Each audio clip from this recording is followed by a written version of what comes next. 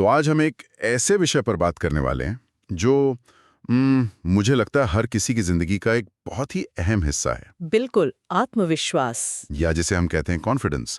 हमारे पास जो source material है वो इसे जिंदगी का बॉस लेवल कहता है। और ये बात बिल्कुल सही है। हाँ, ये सोचने पर मजबूर करती है, जब आत्मविश्वास होता है तो मुश्किल काम भी मतलब पहुंच में लगते हैं, और जब नहीं होता तो आसान काम भी पहाड़ जैसे लगते हैं। ये बिल्कुल सही तुलना है। आत्मविश्वास की कमी वो एक तरह से किसी की काबिलियत पर पर्दे की तरह काम करती है। अच्छा। इंसान काबिल होते हुए भी अपने ही मन में जो दीवारें होती हैं ना, उनकी वजह से पीछे रह जाता है। हाँ हाँ। ये कुछ ऐसा है जैसे किसी के पास एक स्पोर्ट्स कार हो, लेकिन वो उसे हमेशा फर्स्ट गियर में ही चलाए। डर के मारे। हाँ, क्योंकि उसे डर है कि तेज चलाने पर क्या होगा। क्या बात है।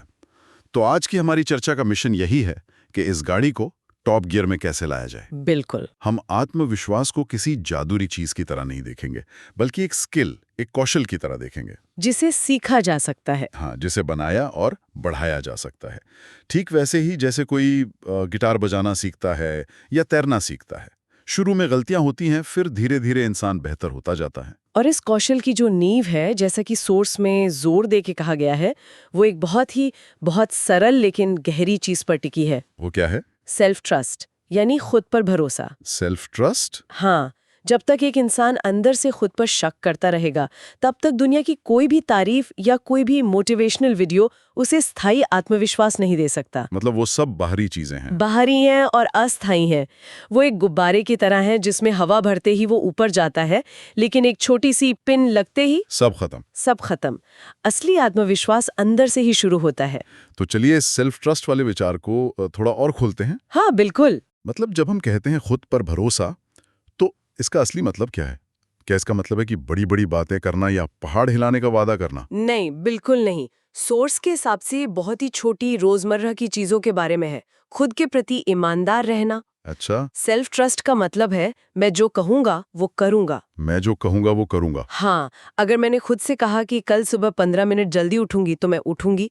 दूसरा, जो फैसला लूंगी उसके नतीजे की जिम्मेदारी लूंगी, चाहे वो अच्छा हो या बुरा। हाँ, और सबसे जरूरी, अगर गलती होगी तो मैं उससे सीखकर आगे बढ़ूंगी, खुद को कोसती नहीं रहूंगी। ये तो बहुत जरूरी है। हम अक्सर गलतियों पर अटक जाते हैं। बिल्कुल। तो ये खुद से किए गए छोटे छोटे वादों को पूरा करने का खेल है। तो ये एक तरह से अपने ही दिमाग में अपनी इज्जत बनाने जैसा है ना? बिल्कुल सही शब्द इस्तेमाल किया आपने। हर बार जब हम खुद से किया कोई छोटा वादा पूरा करते हैं, जैसे आज जंक फूड नहीं खाऊंगा, और हम सच में नहीं खाते, तो हमारे दिमाग का एक हिस्सा कहता है हाँ, इस इंसान पर भरोसा किया जा सकता है। एग्जैक्टली। यहीं से सेल्फ ट्रस्ट की इमारत बननी शुरू होती है। ईट द रीट। और सोर्स कहता है कि ये इमारत 3 मजबूत स्तंभों पर खड़ी होती है। हाँ, जिसे हम कॉन्फिडेंस का 3 स्टेप स्ट्रक्चर कह सकते हैं। ओके। पहला और सबसे सीधा स्तंभ है कॉम्पिटेंस। कॉम्पिटेंस यानी योग्यता या काबिलियत। हाँ, ये तो समझ आता है। जिस चीज में हम अच्छे होते हैं उसमें हमें कॉन्फिडेंस महसूस होता ही है। सही बात है। इसमें कोई रॉकेट साइंस नहीं है। लेकिन यहाँ समझने वाली बात ये है कि कोई भी माँ के पेट से काबिल बनकर नहीं निकलता। हाँ, ये तो है। योग्यता मेहनत से आती है। सोर्स का उदाहरण बहुत सटीक है।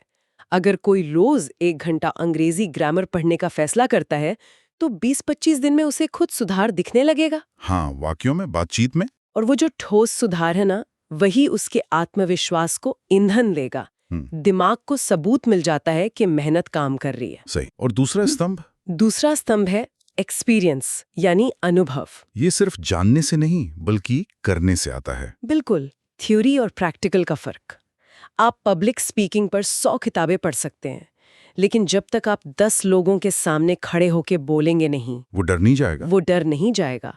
सोर्स का एक और उदाहरण बहुत अच्छा है। बताइए।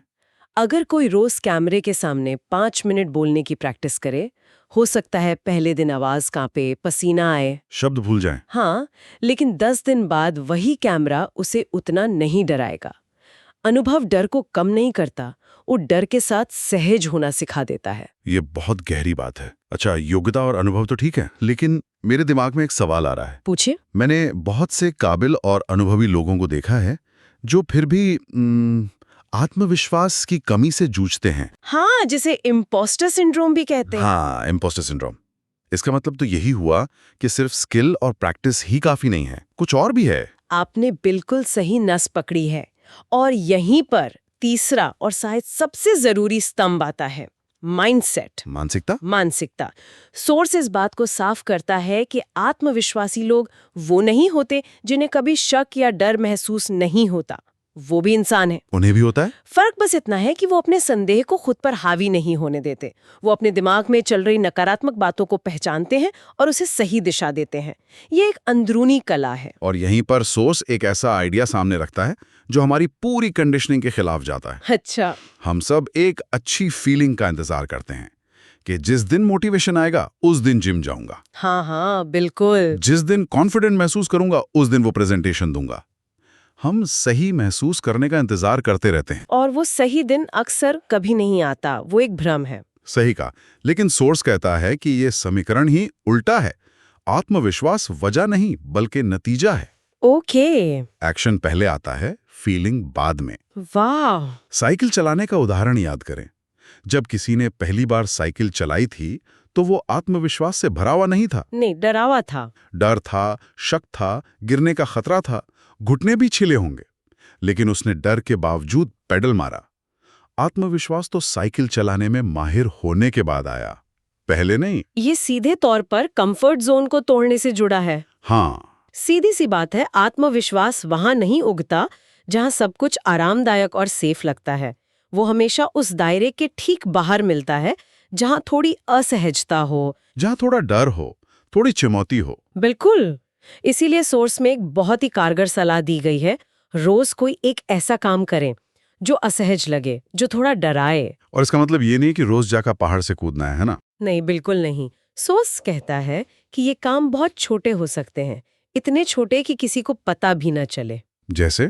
जैसे किसी अजनबी से मुस्कुराकर रास्ता पूछना, या किसी सहकर्मी के काम की सच्ची तारीफ करना, ऑफिस मीटिंग में वो सवाल पूछना जिसे कोई बेवकूफी भरा समझकर मन में दबा रहा है। ये छोटी छोटी चीजें दिमाग को दोबारा ट्रेन करती हैं। हाँ, ये एक तरह से हिम्मत की मसल बनाने जैसा है। जैसे जिम में वजन उठाते हैं। बिल्कुल, वैसे ही रोज थोड़ी सी असहजता उठाकर दिमाग को मजबूत करना। हर बार जब कोई ऐसा असहज काम करता है तो उसका दिमाग एक सबूत इकट्ठा करता है कि अरे, मैं तो ये भी कर सकता हूँ। ये उतना डरावना नहीं था जितना मैंने सोचा था। धीरे धीरे हिम्मत का दायरा बड़ा होता जाता है। और जो चीजें पहले डरावनी लगती थीं, वो सामान्य लगने लगती हैं। ठीक है, तो बाहर से एक्शन लेना तो समझ आता है, लेकिन असली लड़ाई तो कई बार दिमाग के अंदर ही होती है। हाँ, वो अंदर की आवाज। हाँ, वो आवाज जो हमें रोकती है, जो कहती है तुमसे नहीं होगा, लोग हंसेंगे। सोर्स इस अंदरूनी खेल से निपटने के बारे में क्या कहता है? सोर्स इससे बहुत अहमियत देता है। ये अपने अंदर की भाषा को बदलने के बारे में है, जिसे सेल्फ टॉक कहते हैं। Self talk. और ये कोई जादुई मंत्र नहीं है, बल्कि एक सचेत प्रयास है। जैसे जब दिमाग में आए मैं ये नहीं कर पाऊंगा, तो उसे जबरदस्ती मैं ये कर लूंगा मैं बदलने की जरूरत नहीं है। वो झूठ जैसा लग सकता है। हाँ, दिमाग उसे मानेगा नहीं मानेगा। इसके बजाय उसे इस वाक्य से बदलें, मैं कोशिश कर सकती हूँ। मैं कोशिश कर सकता हूँ। हाँ, देखिए, इसमें कोई गारंटी नहीं है कि सफलता मिलेगी, लेकिन इसने असफलता के पक्के विचार को एक संभावना से बदल दिया, और ये एक बहुत बड़ा मानसिक बदलाव है। एक और आम डर होता है, लोग क्या कहेंगे। ये शायद सबसे बड़े कॉन्फिडेंस किलर्स में से एक है। बिल्कुल। हम कोई भी नया काम करने से पहले ही 100 लोगों की राय अपने दिमाग में चला लेते हैं, और मजे की बात यह है कि ज्यादातर समय वो लोग हमारे बारे में सोच भी नहीं रहे होते। सही बात है। सोर्स इसे बदलने का एक सीधा तरीका सुझाता है। इस विचार को लोग तो कुछ ना कुछ कहेंगे ही, इसे बदल दो। ये तो एक सच्चाई है। हाँ, ये सच्चाई है। आप कुछ भी करें या ना करें, लोग अपनी राय देंगे ही। जब कोई सच्चाई को स्वीकार कर लेता है तो उसे एक बहुत बड़ी मानसिक आज़ादी मिलती है। वो लोगों को खुश करने के बोझ से आज़ाद हो जाता है।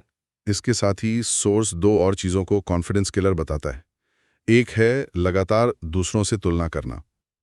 ये तो आज के सोशल मीडिया के ज़माने में एक महामारी की तरह है। हाँ, जहाँ हर कोई अपनी जिंदगी की सिर्फ अच्छी चीज़ें दिखाता है। और ये एक अंतहीन जाल है।